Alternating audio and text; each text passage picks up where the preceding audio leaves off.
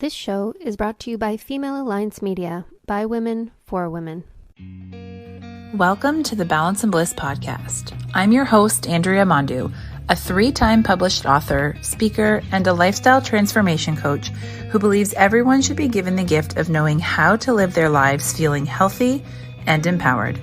Things like moving your body regularly and fueling it well, taking care of your mind, setting boundaries, practicing self and body acceptance, personal growth, manifestation, and everything in between. Wellness is not linear, and it's not just one thing. It expands into so many areas, and on this show, we're going to talk about just that. We're all striving to live a little more healthy and a little more well, but what does that even mean? My goal is to help you see that you can move from the mundane to the magic when it comes to living aligned and fulfilled. And by tuning in each week, you can be assured you'll leave with nuggets of wisdom that you can implement into your day-to-day, like right now, to help you maximize your health, wellness, and your life. Now let's dive in. I want to take a minute to share with you about one of my favorite places to visit in Ontario, because if you're planning a getaway this year and want something close by, Horizon B&B in Leamington, Ontario is one place you must add to your list. Think a warm and welcoming getaway where you're completely taken care of while also getting the chance to connect with the loved ones that you've traveled with. A family-inspired business, Shelby pours all the memories she has from her grandparents owning a B&B into your stay with her.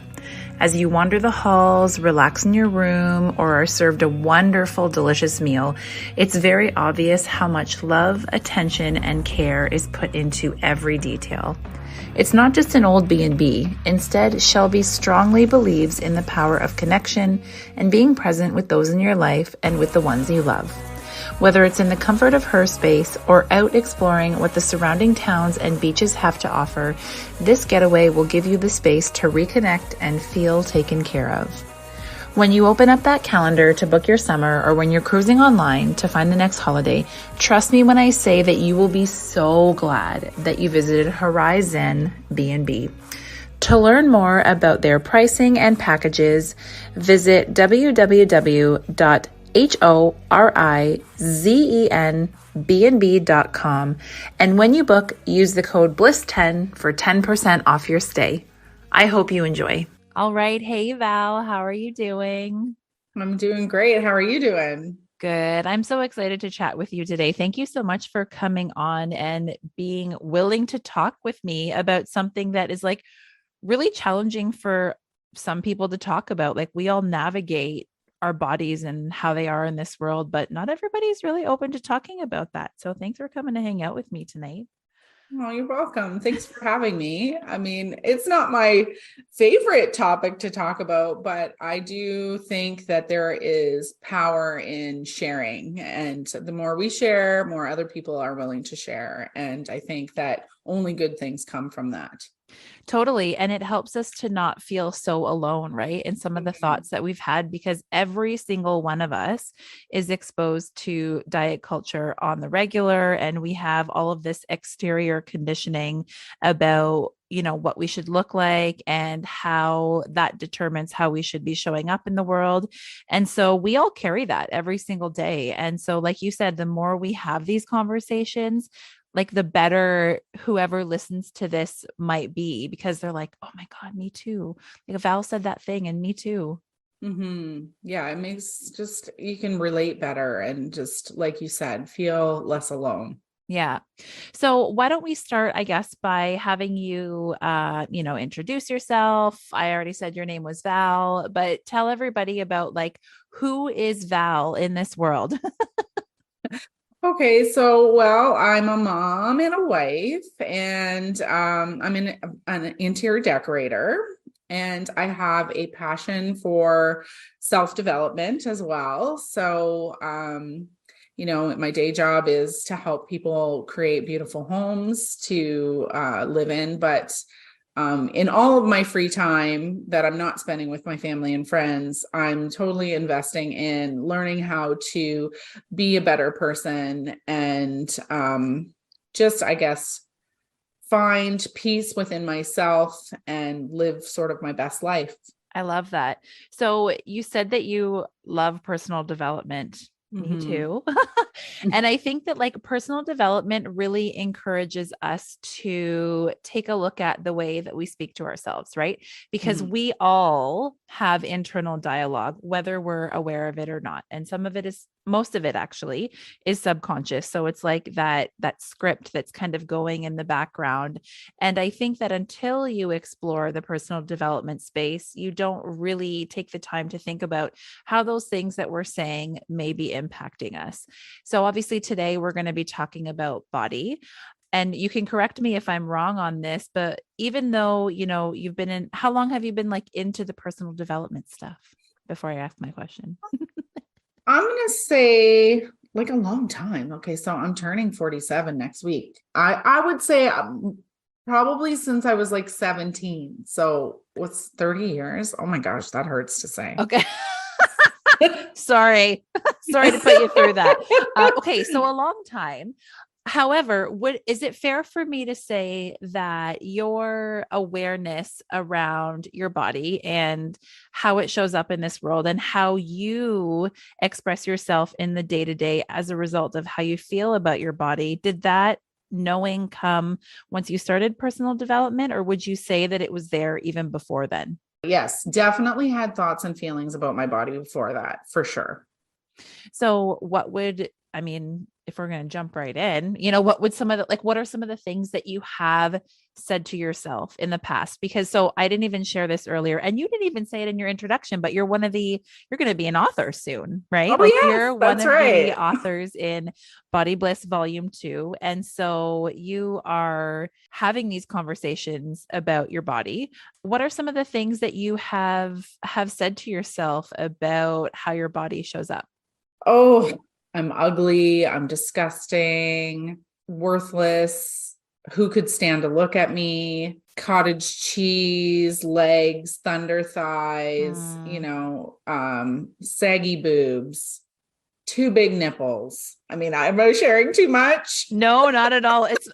But like, That's isn't it hilarious. so funny that we pick these like things about ourselves that we've decided are not good, are not worthy, or are not whatever.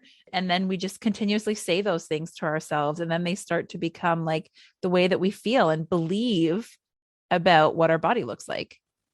Yeah, and it's sad because we just sort of repeat them over and over again without even really noticing, like, oh, my boobs are so saggy, or oh, like you say it once and it sort of like gets solidified in your memory, and then you just continue to say it all the time. Even like now that I'm more aware Mm-hmm. after doing, work on myself, I still notice even tonight when I was getting my hair done tonight, and I I was thought saying, something looked different. It's yeah, lighter. Hey. yeah, Yeah. I gave it a rest. It needed a break, and I'm back to blonde, baby.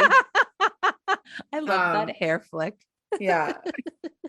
But yeah, even when I was there, I was talking about how I was sort of dreading going to a wedding next week because I was going to see all these people from high school Mm-hmm. that didn't know me when I was obese, and my hairdresser's like, hey, like you look great, and I was like, oh, that just came out, like Mm-hmm. even after I've been really spending effort to like not talk about myself that way, it just like flew right out of my mouth. So Well, it really speaks to like how deep that programming is and how like when we talk about subconscious work, and you probably know this from being in the personal development space, when we're talking about like or looking at trying to shift that internal dialogue and that internal programming, like it is so deeply ingrained that like that repetition needs to be there so often. And there's so many times that the subconscious mind has a thought, and then we have to like interject with our conscious mind and be like, nope,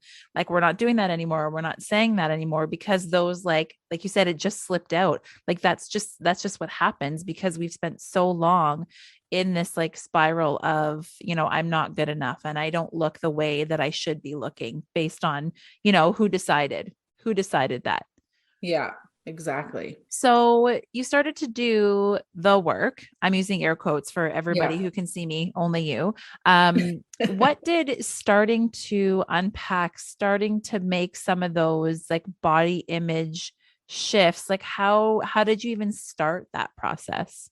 I think it actually came from it was more I was working on mental shifts about like not necessarily my body, but just about things that I believed about myself. Like I'm not smart enough, I'm not good enough, I'm not successful enough, I'm not whatever enough.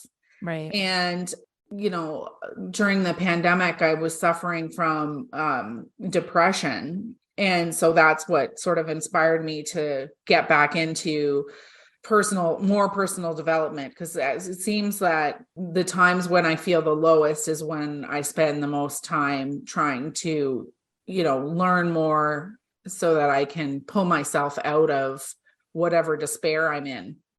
And so through that, I was having these revelations about, oh, you know what? I'm not stupid. Like, why have I been telling myself that I'm stupid all these years, and starting to look at like all the accomplishments I've had in my life and like all the good things that I have done and how far I've come from, where I've been. And just realizing that, oh, you know what? That applies to all areas of my life. Like it doesn't just, I feel like we have these judgments and stories that we tell ourselves, and as soon as I realized that these are just stories, then I was like, okay, you know what is the actual truth here? And whether it be about my accomplishments or my body, I just started to see it as a whole, like these behaviors, these habits that I have are affecting me in every area. And so if I can fix it in one area, then I can fix it in another area. And so then I just was like, okay, well, maybe I'm not in a place yet where I'm like, oh, I love my body, but I am now in a place where I can say, you know what? My body's fucking awesome. I've been healthy my whole life. My body has had 2 children. My body, so like now I can appreciate my body has been a workhorse, I can appreciate my body for all it's provided me with and given me. And so now, I'm not at a point yet where I look in the mirror and I'm like, yeah, body, you look fucking fantastic. But I am at a point where I'm like, you know what, body, I respect you and I love you. Oh my gosh. And what a difference from like, when I asked you earlier on, like, what are some of the really early memories that you have about things that you've said to yourself and all of these things, like I'm ugly, I'm stupid, I think you said like thunder thighs and cottage cheese, like salami nipples, right? Yeah. You didn't say that, I did. But going from that to like now hearing what you just said, like that really is a tremendous shift. Mm-hmm. And I mean, you have a daughter. You said you're a mama. I know you have a Yeah. daughter. Are you conscious about some of those things that you say to yourself because you know how impressionable you are to her? Well, I mean, to daughter and son, moms are impressionable to both sexes of children. But do you think about that as well when it comes to the way that you speak to yourself and the way like you say things out loud too? Definitely. My husband is also overweight, what societal impressions would say. Mm-hmm. And I mean, really, we do know we're overweight. But we have made a conscious effort not to talk about our bodies in front of our children, Mm-hmm. because we just don't want them to have a complex. And it's funny, they're so young, like they're 7 and 10. I still hear them say things, even though and maybe we've said things and I just don't know that we said them in front of them. Like maybe we weren't as careful as we thought, or maybe something slipped and we didn't realize, but we really do try. So it's amazing to me because I think, well, they're hearing this elsewhere. And at 7 and 10, Yeah, it's it's just evidence so and proof of like shocking. what's out there already. Like we get messaging from even like I look back and, sometimes Clara and I will watch like movies that I used to watch when I was younger. And, like old Disney movies or like old, like real movies, like not animated. And some of the things that are said in movies from like the 90s, the early 2000s, even like TV shows and that sort of thing, like the portrayal of different size bodies, for example, and different characters and what other characters say about those people.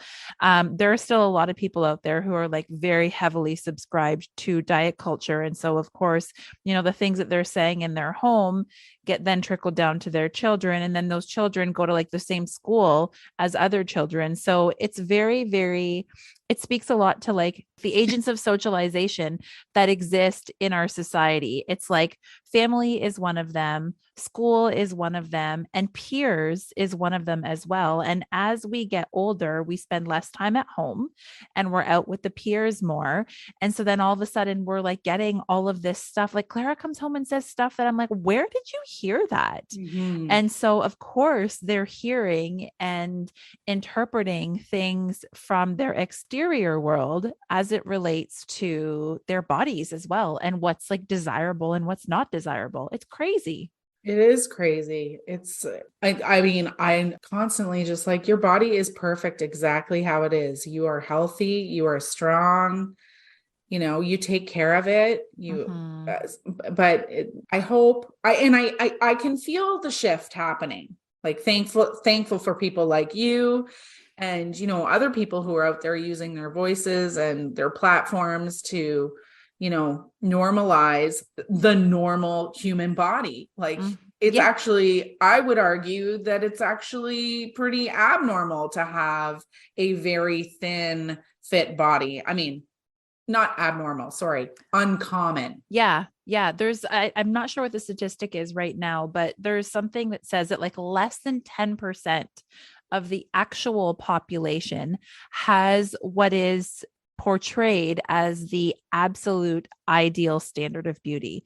Like less than 10% of the population. I mean, it's more hyper focused on women, of course. Men feel that as well.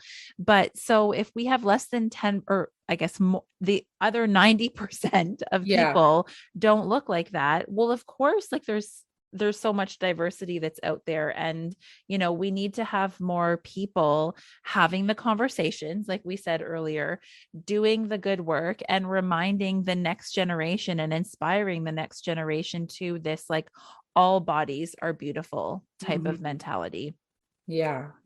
And again, it's not something that like, we get to this end destination of, okay, I was watching a reel today from a dietitian who was just saying like, I'm having a really bad body image day today.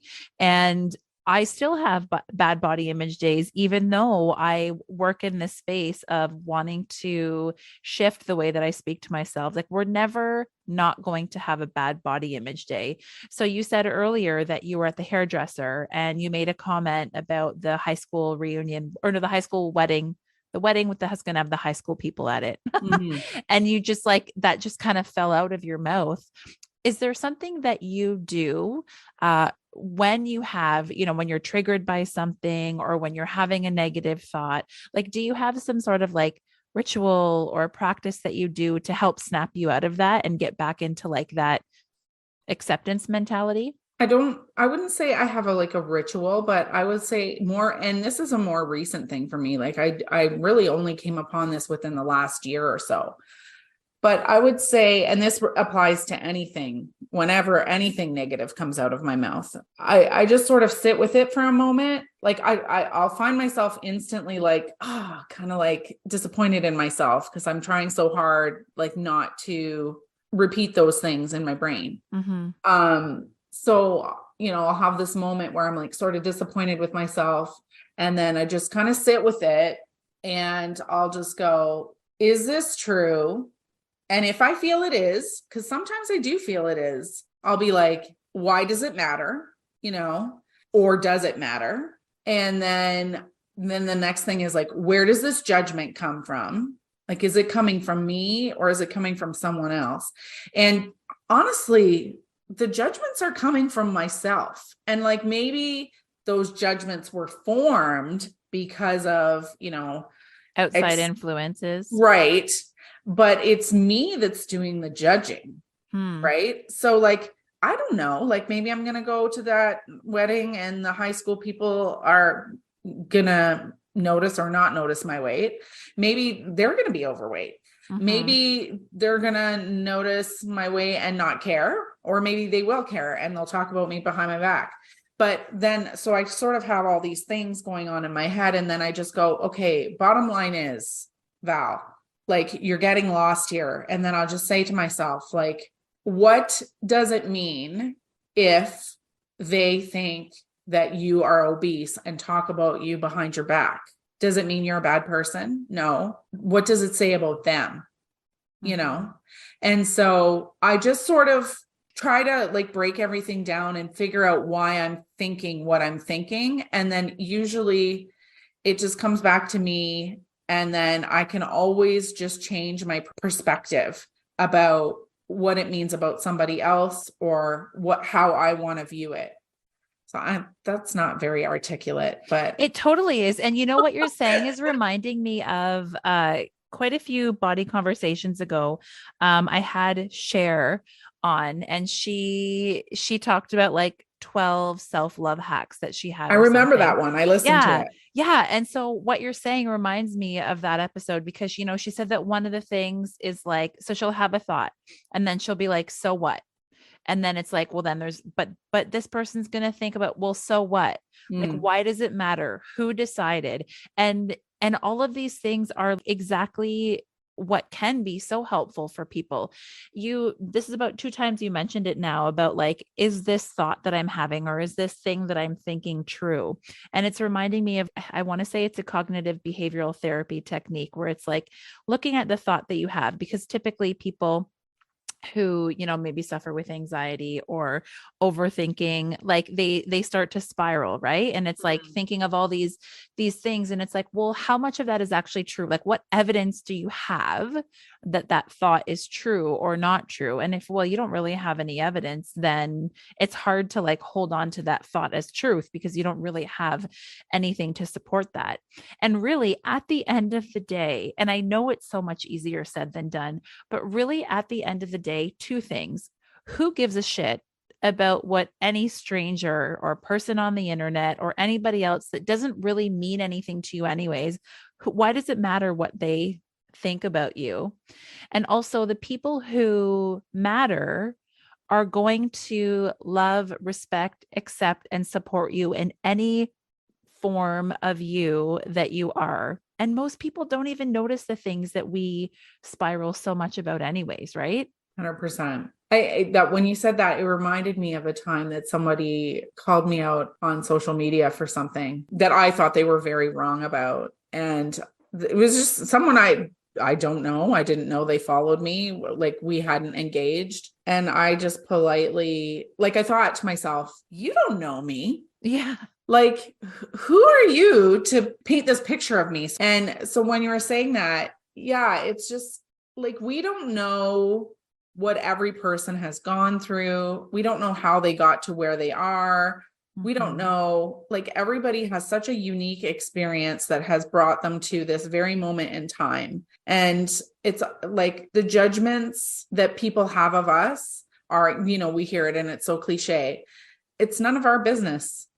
Like if they are, and so I'm really trying to adopt that and just be more careful with what I think about myself and how much I care about what other people think about me, because it really isn't important. The most important person that I should be concerned about with how I feel about myself is myself. Yeah. And because as soon as you love yourself and accept yourself, give yourself grace, then it doesn't matter what anybody else says because you've already looked after it, right? You're literally speaking completely my language, because I think that there is a big push right now for like body love and self-love and like love yourself. And people hear that and they might think, oh my gosh, like that's really hard. Like, how is it possible to fully and completely love yourself, love your body, love every single part of you? Like, that feels like a tall order. And so then people are like, oh no, what's wrong with me? Now I don't fit society's standards and now I can't love myself. Like, where do I fit? And I talked about this recently on Instagram that like you literally use the words of like what I think is the magic formula to loving yourself and your body. And that is giving yourself grace, having compassion for yourself, your thoughts, your journey, where you're at, and also having acceptance, right? Having acceptance for where you are right now. And acceptance doesn't mean, hey, listen, I feel like I'm carrying a little bit of extra weight. I'd like to get rid of some of that extra weight. That's okay if that's still something that you want to accomplish, but that goal can also live with acceptance, right? It doesn't have to come from a place of hate. It can come from a place of being compassionate with where you're at in your life's journey, right? Maybe you had a really hard month, year, 2 years, whatever it is. And so you've gotten away from the things that allow you to take the best care of this one body that we have, right? So then just be compassionate, give yourself some grace around that and accept that this is where we are now, but everything is fluid. Everything you said. Same goes for me double. Have you seen the movie Christmas with the Cranks? No, I haven't.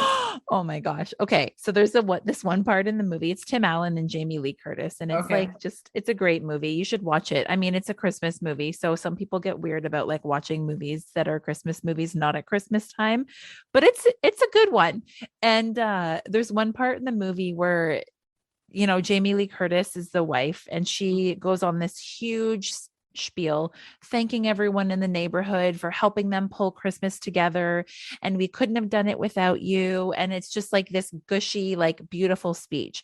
And then she looks over to her husband Tim Allen to like, Luther, do you have anything to say? And he goes, yeah, same goes for me double. And so and so Mike and I always joke, like if one of us has like said something really great, we're just like, yeah, same goes for me double. Okay. So I have one more question that I kind of want to explore with you. And maybe we've touched on it a little bit. You've said that you have spent a lot of time consistently and consciously working on the way that you speak to yourself. And so maybe this doesn't apply for you right now, but the way that you feel about your body, does it affected the way that you show up, say in your job, or, your willingness to take opportunities or to go to things because of how you do or don't feel about yourself? 100%. And I would say it's really sad, but well, when I was younger, probably like, getting in a bathing suit, being in a pool, like that, being on the beach. Although that's like my favorite place in the world to be. I hated being in a bathing suit and all that stuff. I still do. Okay. So what do you do? Sorry, I'm going to interrupt you. So what do you do then? Your friends have this beautiful cottage and they're saying, hey, Val, come for like a cottage weekend. We're just going to sit on the beach all day and enjoy the sunshine. Like what's the internal dialogue look like for that? Well, usually I'm very excited to go to the beach. So I'm like all in. And then, but you wouldn't see me, like I'd probably wear capris, I would still swim, but I would, as soon as I get out of the water, I'd be putting on a cover up right away. Like you wouldn't see me playing. Well, you wouldn't see me playing volleyball anyways, because I suck at volleyball. But let's say I was great at volleyball. You wouldn't see me playing volleyball in my bathing suit. You'd see me playing volleyball with capri pants and a t-shirt on, even though it's like 34 degrees outside, And I'll say, this is the part that's sad. I'll say it's gotten worse, I think, as I've gotten older. And it could also be related to, the isolation that comes with, having a virtual job where I work by myself, and then also pandemic, things that have kept me away from people. So I don't want to blame it solely on my appearance. but generally I feel like, well, I use the example of the wedding. Like, I'm going to go to the wedding, Mm-hmm.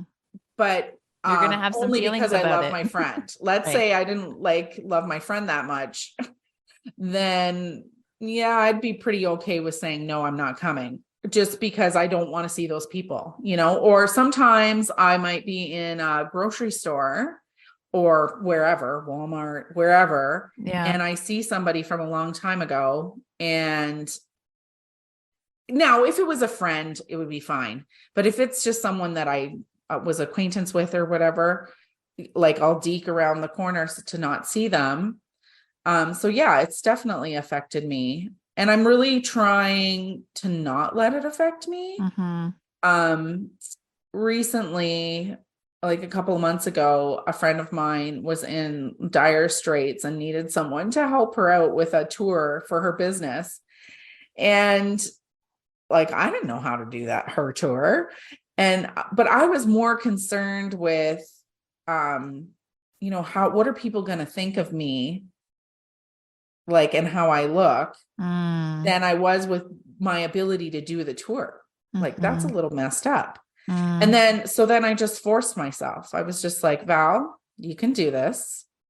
You're fully capable of being with the public and interacting with people. And I was fine. I was Yeah. totally fine. I think that's the magic right there, is that, like, first of all, thank you for being so vulnerable. But that's the magic, is that yes, you have these thoughts, but you, for the most part, let's say 80-90% of the time, don't allow them to dictate how you're still going to show up and take space in your life. And I think that you and I should set some goals for you for this summer around some of those things that you shared. But there's a lot of value in fake it till you make it. Yeah. Like, fake that you are the person who doesn't give a shit, that you're hanging out on the beach in Yeah. your bathing suit only for the whole day.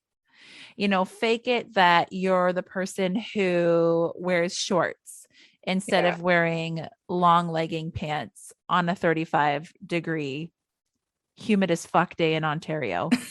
Like, fake it, because what that does is that, like, tricks your brain into, Yeah. like, oh, I can do this, right? And it's like, okay, if I could do this, and like nothing happened, people still hung out with me and nobody gave me a dirty look, or I survived, right? Then all of a sudden, in 2 summers from now, in 2024, you're going to be playing beach volleyball in a fucking bikini. You know what I mean?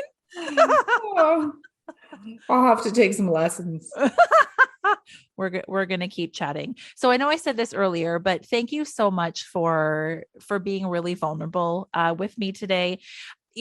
Previous body conversations that you may have listened to have been more structured, and I kind of just decided that and Val totally was running with it with me, that I was just gonna go where it went, and trust that what needed to come out for people came out. So I think that you've said a lot of things that people will be able to resonate with. And before we wrap this up, why don't you tell us about your show, your podcast, because you have one too. Oh, yes. Thank you for having me. Yes. So I started a podcast called Lessons on Happiness.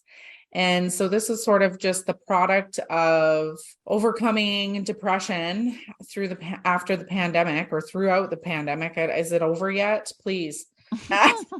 So yeah, just sort of how I climbed my way out, and all the tools that I used and continue to use to help live a happier life. I'm just sharing them there in stories, and in hopes of helping someone else through any sort of hardship or challenge that they're going through. Yeah. And I've listened to almost all of your episodes. I really enjoy your show. And, I said earlier, thank you for your vulnerability.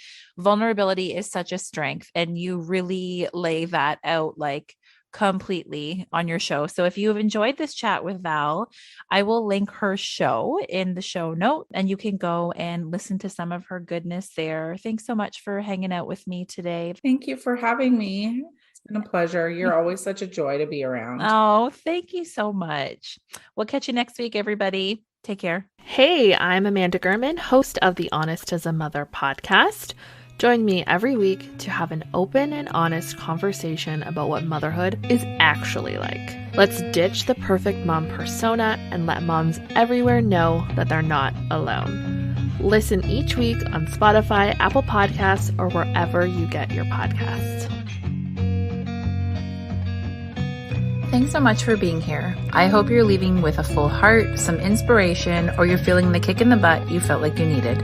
If you really enjoyed this episode, be sure to share it with a friend or let me know. Rates, reviews, subscribing, and sharing are all great ways to support the show. And if you want to stay in touch, follow me over on Instagram at the.balance.bliss.